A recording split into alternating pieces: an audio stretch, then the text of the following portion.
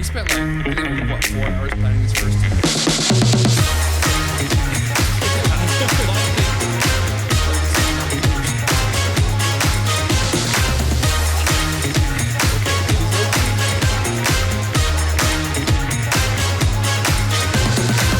What's up, guys? My name's Dan, aka Dan the Man, owner of DTM Films. Welcome to the Clever Creator Podcast, Episode 2. I'm a full-time filmmaker and cinematographer. Been in the industry for about 3 years now. I've done some pretty cool stuff like luxury weddings in Jackson, Wyoming, 15,000 person event for Mapleton, Utah, a couple of other awesome gigs for commercials and interviews around here. And I'm super stoked to get you guys here on episode 2 where we're going to be talking about turning your passion into money. Before we get to that, though, let's also give a quick introduction to my co-host and let him introduce himself. Hey guys, I'm Tennyson. We met last time, but I'm the owner of Summit and Solace Timeless Wedding Films. I mostly do wedding videography out in Jackson Hole, Wyoming, doing some pretty high-end weddings out there, booked some 5-figure weddings. So yeah, super excited to be here, man. Perfect. Yeah. Dude, I'm stoked too. This is another big topic where I'm just like, a lot of people have been asking us this question in our DMs, and I'm like, it's time to just get it out. And yesterday we touched on the seven big things that people do to fail early on. And today's kind of really ties into what we talked about yesterday, where turning your passion into money is kind of the direct result of doing the rest of the stuff correctly. People try to turn their passion into money and they mess those things up. So if you haven't watched the first episode 1, highly recommend you go do that. We filmed it yesterday. It's put out there. We got it on the channel yesterday. And it's loaded with content, guys. Absolutely. We went all out on that one. And we're going to go all out today too. Yeah. We spent I think it was 4 hours planning these first 10 episodes and in detail. We don't just say, oh, this is what we're going to talk about when we ramble. We spend hours talking about what specifically needs to be said. And again, that's based on our audience. That's based on you guys. So going forward, again, drop us a comment. Tell us what you want to hear. Tell us what you need to know. We'll see if we can cover it for you. And if we can't, send us an email. We'll drop our email below or shoot us a DM on social. We'll get back to you. And if it doesn't make the full episode, you can always check that we occasionally have tips and tricks or gear reviews or hot take shorts, and that might be in there as well. Yeah. So without further ado, guys, let's dive in to how to turn your passion into money. Dude, heck yeah. Everyone wants to know this. Money, money, money. I just hear that ABBA song in the background. So I'll start off by saying this. If you have a passion, the odds are that it was a hobby. Whatever your passion was, we're specifically speaking to more creative arts, right? But if you had a passion for photography beforehand, it was probably been a hobby up until this point if you haven't made money. If you have made a little bit of money, great. We're going to refine how to make more.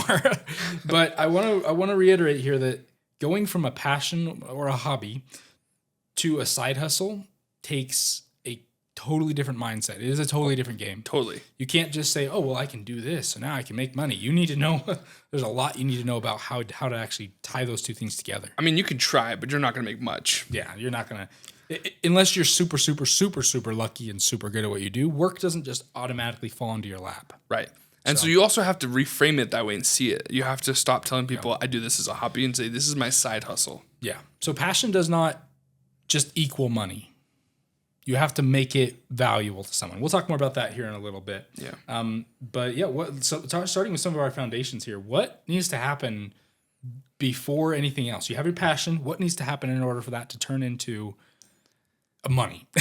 Yeah, a lot of things. I think one of the biggest things is just the key word you just said there, which is foundations. You need to have a sort of an organization set up as if it was already a business, if you already are making money.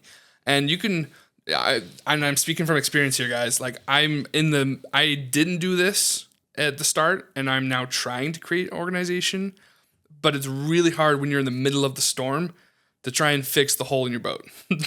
Amen. So go through, and this is the time where you're like, okay, if I'm going to change from hobby to side hustle, I need systems. I need processes. I need a schedule. I need a way of quantifying or keeping track of numbers and hours and contacts. Yeah. You need to actually treat it like it's already a business. Yeah, and that's a hard thing for people to overcome. Especially for creatives, right? We're naturally artists at heart. Most of us are. And we don't, it's like there's a separation there. People who are artists don't like to or don't typically think about things in like a business manner. They think about things in a creative way. But yeah, having this set up the situation, having yourself set up for success with your website, your socials, before you even start to make money.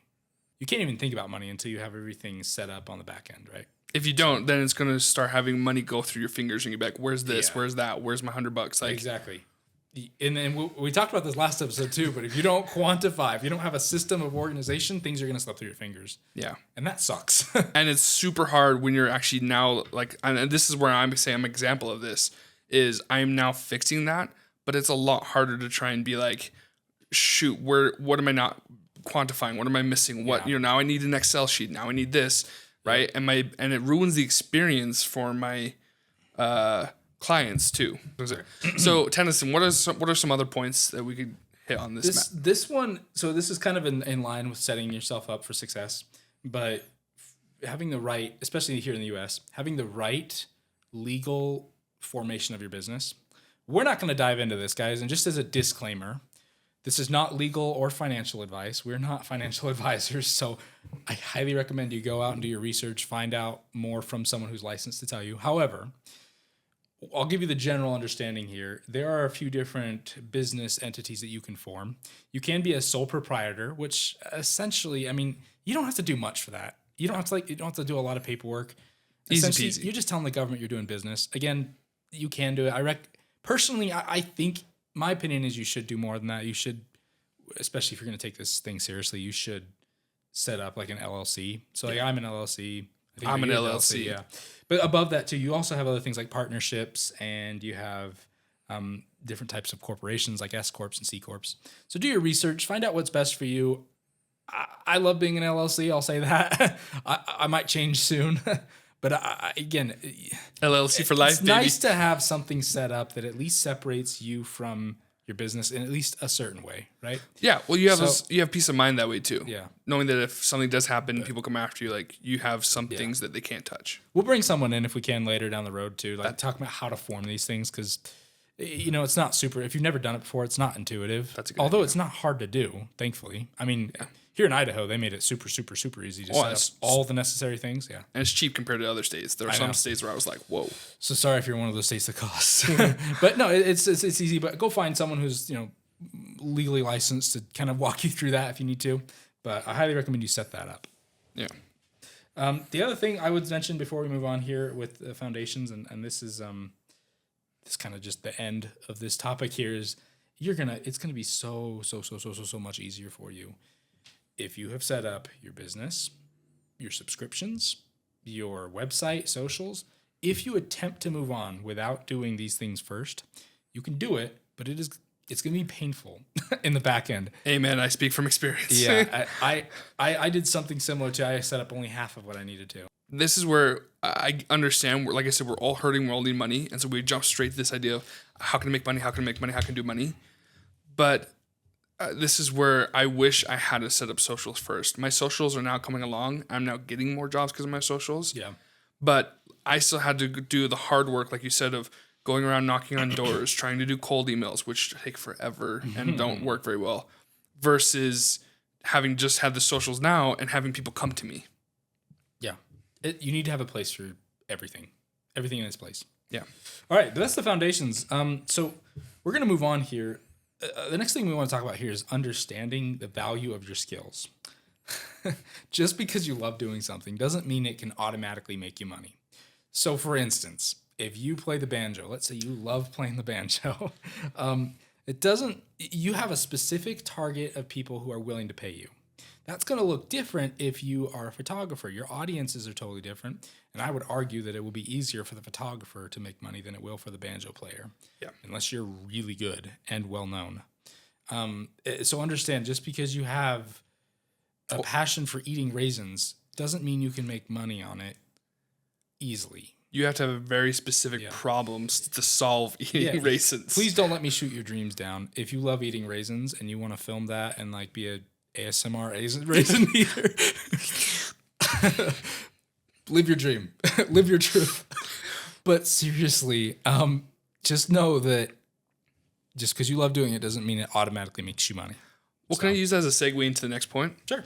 Which, and again, if you have a passion for something, we love it. We want you to do it, but you have to understand that, like we said in episode 1, that most creative industries are service based. Yeah. Which means your clientele, you could be eating raisins the coolest way in the world, super cinematic and everything. They're not going to care if it's not going to get them results. Yeah. If you're not going to provide leads, income, at least a professional look on their account, there are multiple reasons we can go into later. But if there's no results, they're not going to hire you. And this is where the understanding of value differs from creatives to businesses or creatives to whoever your target is. Creatives, we think along the lines of, the value from my skill comes from the art. And it looks so pretty. It looks so good. And to you, that's the value. Like, you get satisfaction out of seeing it. That's value to you. And there needs to be a level of quality. There does. Yeah. And honestly, a lot of people are going to hire you because you have that appreciation. But a business, for instance, like if you're a photographer, videographer, or social manager, whoever, if you're going to go and work with a business, their value is perceived differently. They see, what is my bottom line, right? So if this can bring me this result and bring me X amount of money or value, that's where the value lies for them. So if you're a banjo player and a business is like struggling to bring clients in the door, maybe you can find a creative way to do that, but for the most part, they need someone who can more directly solve that issue. Right. So. And if I can give an example here, maybe. Sure. Okay. There are a handful of marathons I'm actually doing right now in the area, and they're big ones. And the point I'm bringing up with this is one of the marathons that I'm actually, not the one I just did, but the one coming up, is bringing me back this year. But we actually had a sit-down talk session last year about some things I could do better. And they said that same thing to me. Like, they're like, I don't really care for it to look as super good as your weddings. He's like, your wedding stuff looks amazing. But he's like, I just want my turnaround time in 3 days. I want to capture the culture, the fun, and some key moments from the race. And that's it. Yep. And actually, it's funny. So we had someone. So Dan has a group. We'll drop the link below. But if you're in East Idaho or in Idaho in general, we'll drop the link. If you're a creator in Idaho, follow this group because this is where it's happening.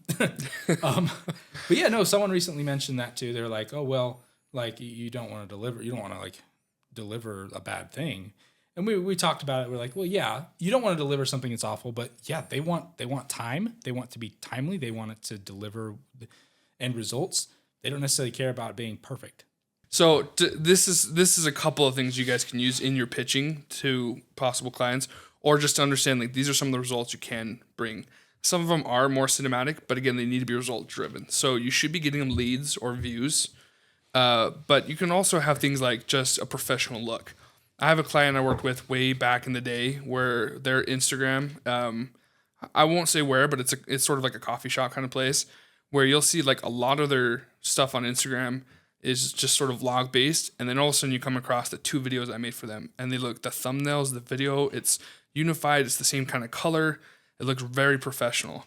And so you can say stuff like that where you're like, we provide a professional look or we provide, but at the end of the day, you need to provide views. You need to provide leads where they're actually emailing or calling the business.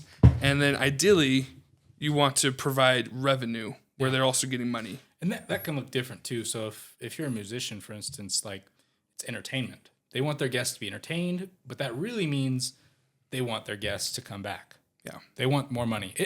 A business, let me just... Well, and they want to save their time. That's the other thing you can provide is you're saying, you don't have to edit now. And that translates into money. Just to mention businesses and what they need, businesses have one thing in mind: money. It's unfair, but it's true. A business will do anything it can to increase revenue and decrease expenses. Welcome to life. Yeah, that's life. People are different, generally. People want money too, but people have human emotions, so they can make emotional decisions. But the point is, the bottom line is, if you can make the business money, whether that's saving them time and labor, which costs money, or if that's still directly bringing people into the door, that's when they start paying you. Yeah.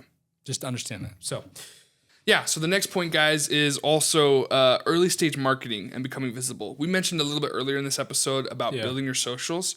And let me just sort of clarify that real quickly. When we're talking early stage marketing versus building socials. Building socials means you've already built the website, but that's not just it. That's not just, I built the website, now it's done.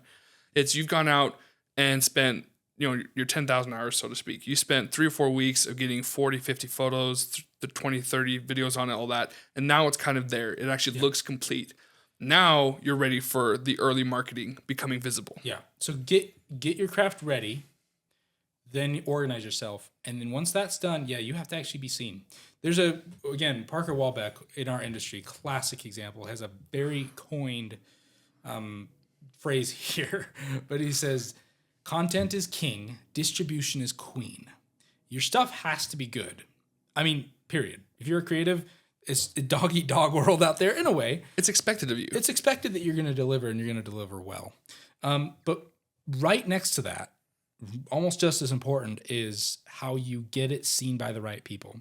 You could be the best videographer, photographer, florist, or whoever in the world. And if no one knows you exist, you will never get hired. Amen. So it's a hard truth, but it is fact. Yeah. And it's going to take some time to get there too. Yeah. I think the other problem is, and this is something I did, is I had this expectation of I was going to do 1 or 2 of these really cool events and these big events, and that in 3 or 4 weeks, I should be having businesses at my door. It's been 2-3 years now, and I'm now to a point where I'm starting to get people come to me. Yeah, and you can do it sooner. You can do it sooner. It depends on how much juice you have.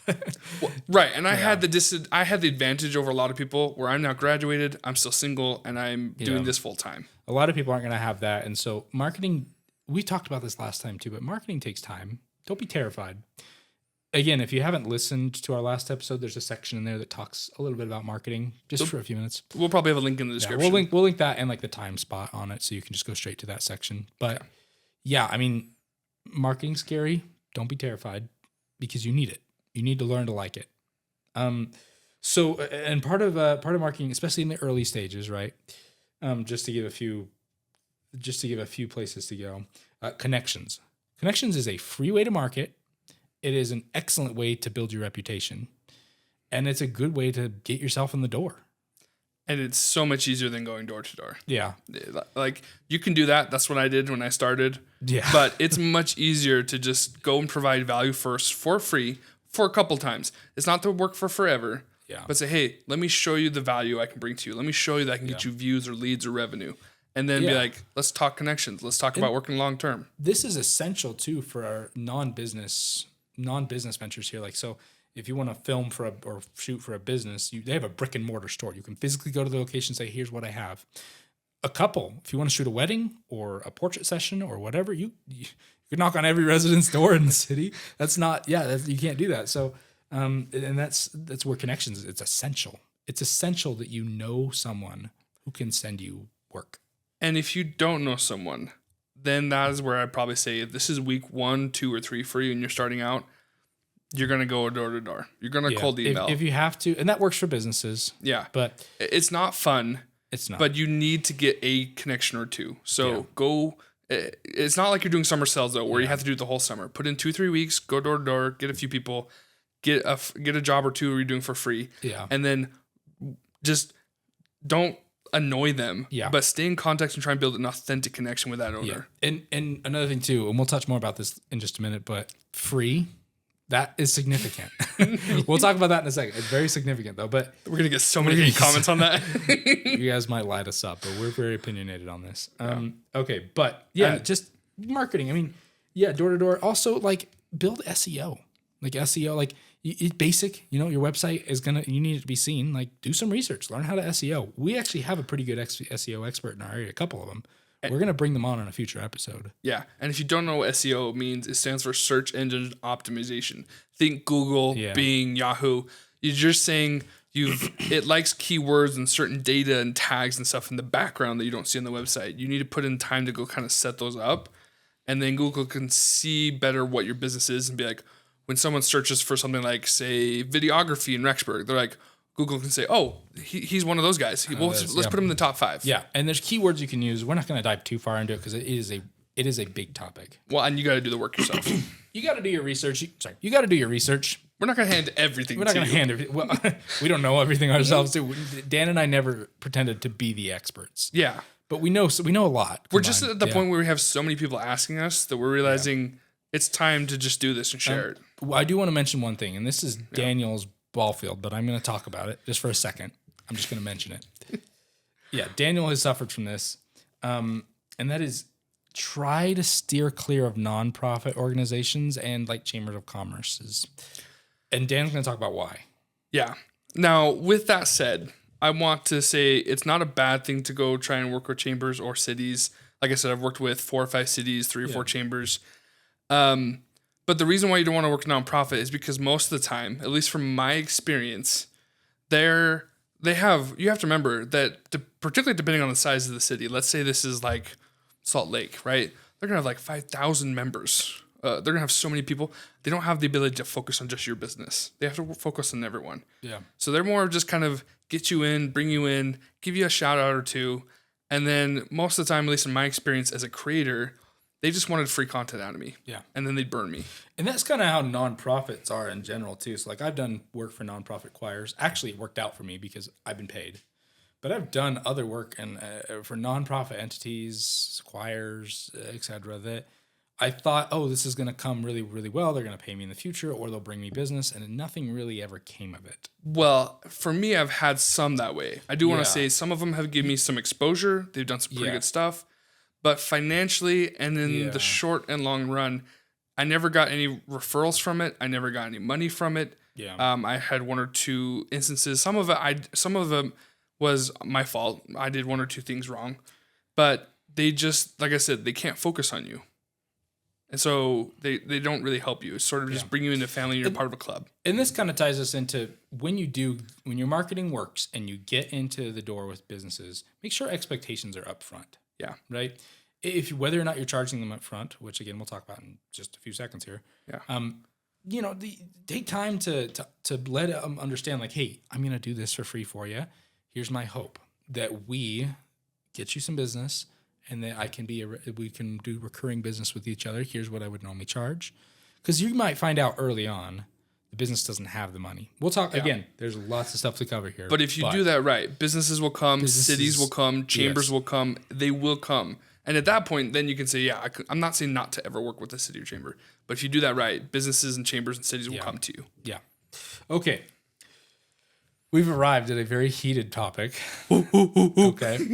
This is part of turning your passion into money, I promise. However, it is called the free to fee method. We didn't coin this, but there, again, another Parker Walbeck thing. And I think he got it's not even Parker. Parker, Devin, Chris. This is a thing that we didn't coin, but it is very, very essential and it is free to fee. Everybody in the industry does it. Yes. So just to help you understand this, the principle is you give them value for free. Whoever they are, business, usually a lot of times it's businesses, give them value for free. First. And do it well and put effort into it. And then value will be returned to you. After a short while, you'll be charging a fee. And that you should get to that point quickly, especially when you're working with a client. Yeah. But not too quickly. Not like super quickly. I would say and this is where Dan and I differ a little bit. I would say film 2, maybe 3 pieces for them, between 1 and 3 pieces for them, or shoot or design, and then start charging. And I would say start charging what you want to be your full price. Don't give them discounts leading up. That's just my opinion. Dan has a little bit of a different take on this. So we're actually pretty close on that. I do think it's usually 1 to 3. Well, I would say more like 2 to 4, but at least for our area. Because we have a lot of, and again, we love you guys. We love the students. We know you guys are going to be listening. We're super stoked you're here on the podcast. But again, we have to realize that you're going to need more time and experience than you think you do. And so I don't want to have people think that like, oh, I'm just going to do 1 or 2 and then that's it. It depends on how good you are. If you do one job for them and they're already like, yeah, we want to start paying you, great, go for it. If not, 2, 3, 4 times. The other thing about that is also for me is I use this method anytime I'm shooting a new genre. Yeah. So if I'm doing a wedding, I'll do 1, 2, maybe 3 weddings for free. If I'm shooting a commercial, first 3 free. if I'm shooting an interview, first 2, 3, free.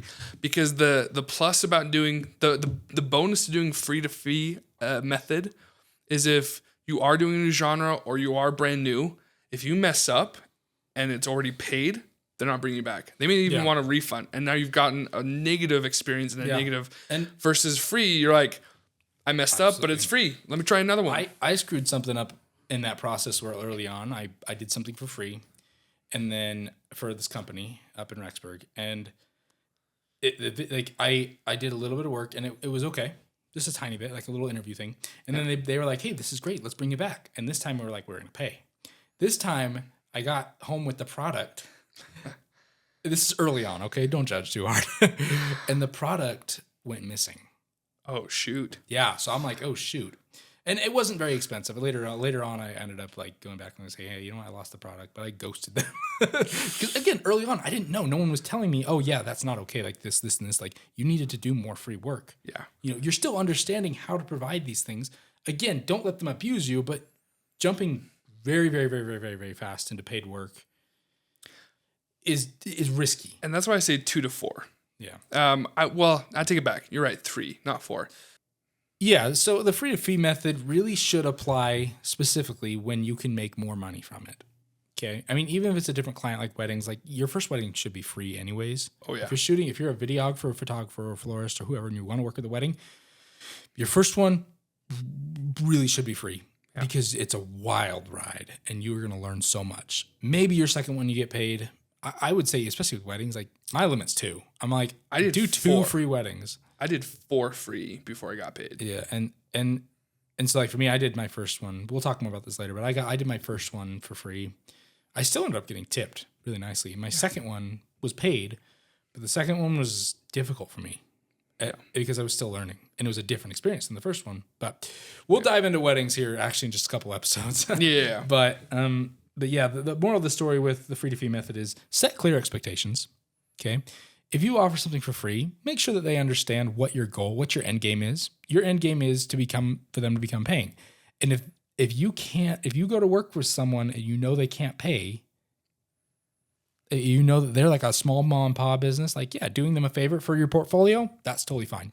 But that's not free to fee because you're not going to make money on them because they don't have money. Yeah.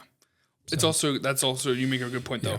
It's also building reputation, not just portfolio. Yeah, you can ask them for a Google review even if it's free. You can. But yeah, so this is where I think we should move into maybe the next section though of client must-haves. What are some things that you must have for a client, Tennyson? So client must-haves here. Dan and I came up with 3 client must-haves if you're going to do business with them.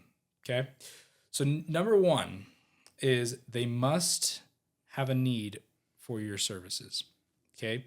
And kind of tying into that, and part 2 of that is they must have an absence or a lack of your services. So if you are, let's say, an event planner and you want to do work with, say, a coffee shop, maybe not such a good connection because do they have a need? Not really. They're not hosting events. Let's say you instead go to an event hosting company, or let's say like a venue or something like that. They might have some events, and they'd know companies who have the need. And if you're doing your research, you can find a few. For example, when I was looking for events, I didn't realize this Spotify does events. A gym. They do. Yeah. They have this event where it's like once a year, they hide this rock. Whoever finds the rock, it's $10,000 or a grand or something. Found the rock? I never participated. I looked when I was a teenager. I never found anything. Yeah, but that's what I'm saying. Like, you would think that it's just the big event centers and the travels. Sometimes it's the gym and stuff. Most of the time, it's not. Yeah. Those are like Tennyson's saying. Like, find someone who actually does events and needs your services. But also but in doing the research, you find them. You can find other people where you're like, hey, they do events. Let me approach them. So number 2 is they must get a desired outcome.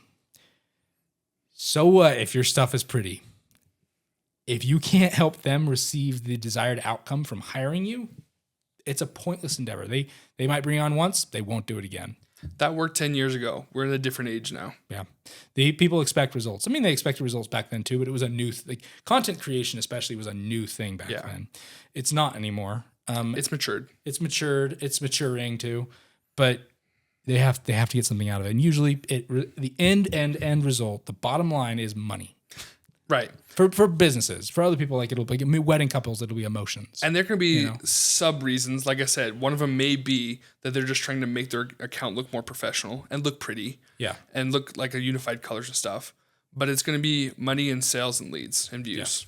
Yeah. They want you to help them grow their business. If they're a business, they want you to help them bring them more. Yeah. If they're if you're doing a wedding couple or something, they want you to bring them emotions. So you can add to your pitch, hey, I make it look cinematic, I make it look pretty, but that should not be your leading point. Yeah. And again, we're talking to a wide variety of creators here. These principles apply to all of them. In fact, I would say these principles apply to business in general, regardless of creative nature. Yeah. They have to have a need for you. They have to get their desired outcome. And number 3, which we just mentioned, is they must have the money. If you go to a small mom and pop shop, and even if you offer something for free, if they don't have the money to do this with you, it's pointless. I mean, you have needs too. You have to get paid at some point. You have to get paid. Yeah.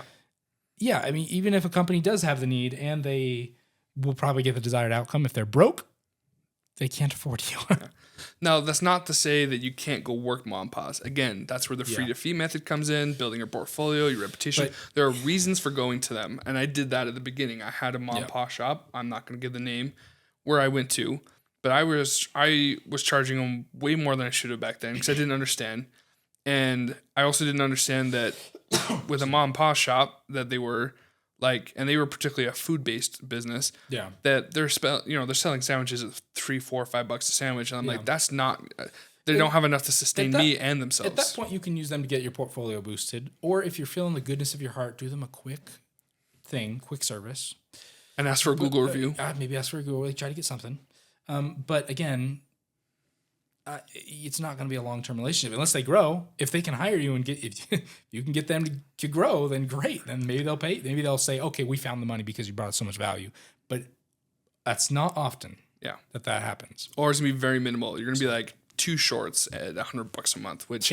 I mean, again, you could do if you're starting out for a few months, but after a certain time, you need to drop them and go to something bigger. Yeah, or that's maybe for a graphic design artist that could look like look like just like a quick logo refresh, or for a planner, or for photographer, whoever.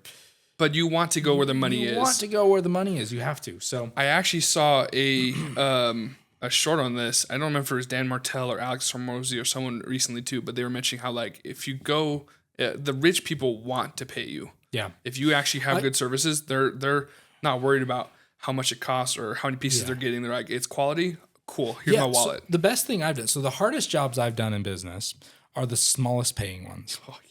This is, we'll talk a lot about this on a future episode, but the smaller jobs hurt the most.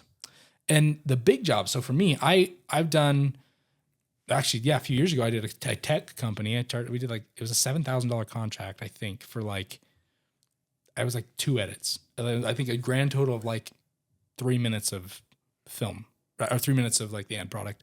We were there for 4 hours or something filming. That was it. $7,000. You know what happened? When I delivered, they're like, hey, okay, thanks. Here's the money. Actually, they delivered the money beforehand. They're like, yeah, here's your money. And I delivered the product. They're like, thank you. That's it. They were thrilled. So the point is that knowing who your client is and where they're at financially is essential. That makes a big difference. Yeah. The other struggle with doing such a small, working with such small businesses, and again, you have to when you're starting out, but they also, because they're also scratching by, right? They also don't have quite a full understanding of what you need on your end. And so they're going to ask for 4 or 5 revisions. They're going to ask for, 40 hours of work for a single video. They're going to ask for tons from you to try and get their money's worth. This is new to them too. Yeah. So, there's a time and a place. You should outgrow it quickly. We'll have we have a whole episode planned, I think, about just how to do that. But so what's next? So the next one is something I learned the hard way. I'm just gonna throw that out there, and that is be a pleasure to work with, guys. It's just nobody wants to work with someone who's super egotistical, and I did that mistake early on. I was super protective of my content. It had me burn a relationship with a bridge with a city. Nobody wants to work with someone who's got the head of, their head is blown up like an airhead. Yeah. And this is actually how I've seen a great amount of success. So for those of you who don't know, when I mentioned in the beginning, I'm kind of at a turning point in my business. So I've just booked my first 5-figure wedding. Super excited about it. But it was directly because I impressed the planner. The planner literally said to me, hey, you were a real pleasure to work with. We would like to work with you again. Here's another wedding. And it turned into a 5-figure contract for me. Yeah. And it's because I was a pleasure. Right. I was a pleasure to work with. Well, and why have you brought me back with you on weddings? Because Dan has turned into a pleasure to work with. Exactly. No, Dan has never been unpleasurable for me, but it's. But I don't complain. I don't do this. Yeah, you don't. If I do it privately to myself. I would not bring you back on if you had. And I mentioned this in the last episode too, because like we mentioned ego. Well, again, go watch the last episode. First episode. Yeah, episode 1. But there's a whole section about ego.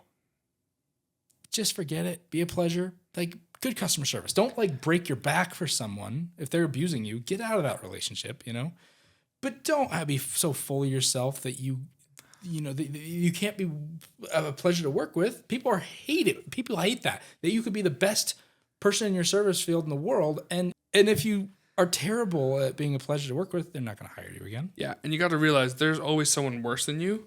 There's always someone better than you. Yeah. So the idea, and this was, and we're doing a lot of wedding talk right now. Let's switch this to business for a second. This applies to business, not just weddings. Yeah. And this is, like I said, I burned bridges with businesses and cities and stuff because of this. This is one of the things I've also been working on right now within my business, and it's helping me get more business, is by providing a good experience, being a pleasure to work with, but also having a streamlined system of pushing people through. Yeah. And I don't ghost them. I stay connected. I provide something that they love and feel like it's a pleasure to be working with me on. Yeah. And it's about experience too. I mean, like I said, deliver great, but be better. I mean, deliver a great product, but be even better than your product. Yeah. So can I also lead into another point on that real quick? Sure. There are going to be times, particularly in the wedding industry, but also can be in commercials and stuff, where like I use the wedding industry because you had the famous photo versus videographer fight. We'll have a conversation on that. But yeah. But like we just said a moment ago about you and I bringing back, it's like I don't complain and stuff. If I do, it's in my pillow at night. Don't talk about other vendors. Okay, so I got to say something. Okay, so there's a wedding I was at last year. It was a fun wedding, but it didn't go totally according to schedule. That's okay. There was a point during the night when when the couple was eating dinner, and the planner and the photographer just started bashing hard on the bride about her lack of organization, about her lack of filling out the forms they sent her. Ouch. And so I was appalled a little bit. Like I didn't know what to say, because I'm like, this is your client. They're paying you. Like maybe they're paying to work with. Guess what? You shut up and keep it to yourself. And it's her big day. It's her big day. I don't think she heard about it, but like we were near relatives. I mean, relatives could have easily overheard that conversation. Yeah. People talk. I will never, ever, ever recommend that photographer or planner to anyone ever. Yeah. I hope that no one works with them. I mean, more importantly, I hope they change their ways. Right. But yeah, I mean, that's just one experience of many. Like, don't bash the people who is your competitor. Take it home to the pillow, or go find one of those rec rooms. Yeah, go take out your anger somewhere else. Don't talk bad about clients or other work or like other people in your industry or anyone. Yeah. Be a pleasure. So, okay, guys, we're almost done. We're in our final stages here. We're going to talk about recurring work for a second. We've kind of danced around it during this conversation. We're going to focus on it for a second. And that is getting work that keeps coming your way from the same client or the same group, right? This could take the form of retainers or just around your work, or planners, or whatever. Daniel actually has some more experience with these retainers than I do, because I do a lot of weddings. But talk to us about what that means. What's a retainer? So a retainer means you need to understand the difference between a one-off project and a retainer. And the name's kind of in that, but just in case we're working with some people who don't understand, a one-off project means it's sort of like weddings. You get hired, you come shoot the project, you edit it, and you're done. And that's it. They never come back to you. Retainer would be someone where, like, I worked with a construction company. It was my first retainer ever. I'm actually going to give them a shout out if that's okay. Schofield Welding. They brought me on. We worked together for a whole year. Freaking loved it. We worked on the YouTube channel. He took me to Boise and Jackson, Wyoming to do stuff. And And that's because I worked with him monthly. He brought me on and we made content monthly. We'd go to his shop, I'd shoot stuff. And that's what a retainer is. This is someone who's bringing you back for additional work and paying you monthly. Yeah. And you should be aiming for returning work. That's how you grow. Yeah. You if you keep doing one-off projects, you're going to, at some point in your business, you're going to struggle. That's kind of what flouted me, to be honest. I didn't focus on that. And so I ended up in the wedding world because I was networking with the right people. But in the business side, I wasn't aiming for, I was doing one-off contracts. I wasn't aiming for businesses to do retainers with me. And so they wouldn't come back, like, or they would, but I wouldn't know when they're going to come back. I couldn't rely on them. My business was unstable. Well, and it's hard to repair, let alone upgrade gear or pay bills. Or if you're doing like subscriptions for like Adobe or Artlist or MusicBed, it's hard to do that if you don't have money. Like the whole point of a retainer is this is the reason why you're leaving the 9-to-5 job. Is they're replacing your 9-to-5 job. Yeah. That you have that consistent income coming in. And what's more too, especially in the creative world, be it whatever it is, usually it doesn't happen overnight. For like if you deliver results, like for me as a videographer, if I deliver a result to a business, I'm like, hey, here's a result. And they just do the one-off video, unless it goes viral, and even then, it's not going to deliver what they want, just the one video. Yeah. You need consistency. You pay attention. I'll give a shout out here because I've been really impressed with them as Fixology.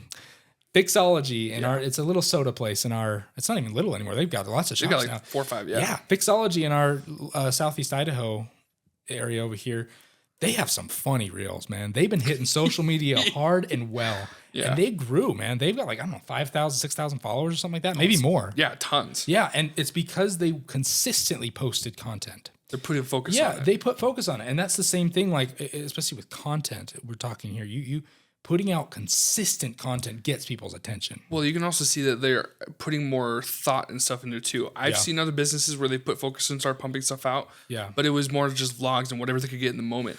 Fixology is like, this is scripted or semi-scripted. This is bullet pointed. This is planned. This is 2 or 3 takes. You can tell like they're putting time and effort into it. We should reach out to them. We should get them on because like, especially like social media stuff, they in our area, they've got it going on. They're working good. There's also a couple real estate agents. If you guys think we should bring on the owners or someone from Fixology, leave us tell us in the comment section below. We'll reach out to them and we'll talk on them in the next episode. They might even see this video and be like, oh, we're on.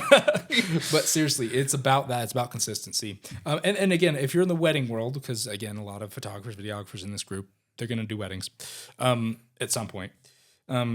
It's not so much about retainers because, you know, a wedding, a bride ideally only gets married once. But, you know, like networking with the right people, like other photographers and planners and other wedding vendors, getting connections with them. That's where you're going to get that recurring work. Yeah. I actually have, and it didn't necessarily pull through in terms of a job, but I actually had 1 or 2 potential brides reach out to me from florists at a wedding because I've connected with the vendor. So that's the other thing is meet with all the vendors, particularly at weddings. Don't just think it's the photo and the planners and the guys and the DJs, the florists, the event setups and tent setups, all the vendors. Yeah. I made a connection with a photographer last year. Yeah, last year, who really, really wants to shoot at a venue out in my area, out in Jackson Hole, Wyoming. And I haven't made it happen yet, but like, every time I meet with a couple that's getting married there, I ask, do you have a photographer yet? And as soon as they say no, because the videographer's often booked out for the photographer, not much I can do about that. But as soon as they say no, I'm going to be like, okay, you need to go check out this photographer. You need to get her out here because we connected. We did a good job. I want to bring her work. That's what you should be aiming for. Yeah. So. Okay, guys, that's it for today. Again, turning your passion into money doesn't have to be a hard thing, but you do have to put in the work and you have to put in smart work. Yeah. Yeah, you can't just say, oh, I can do this and then move into and get money. You do have to actually take some steps. Do your research, take your time to plan, come at it strategically. The nice thing, and I'll say this in conclusion, is when you succeed at that, however long it takes you, when you succeed, money flows. Money flows, and it feels good. To say that I'm my own boss for this feels so flipping good. I mean, it takes work, but the fact that I made something out of my passion that makes me money in my pocket and brings me an immense amount of satisfaction, that in and of itself is very satisfying. Oh yeah. And that's why I love my motto for my business. We impact and we inspire. Yeah. We want to see you guys succeed too. So drop us some of your stories with turning your passion into money. Tell us what you struggled with. How's it going? Where did you succeed? How long on your business are you? Tell us where you're from and what are you doing to succeed so much, to make your passion make money for you. We want to hear from you. Yeah. So See you in episode 3. Till next time.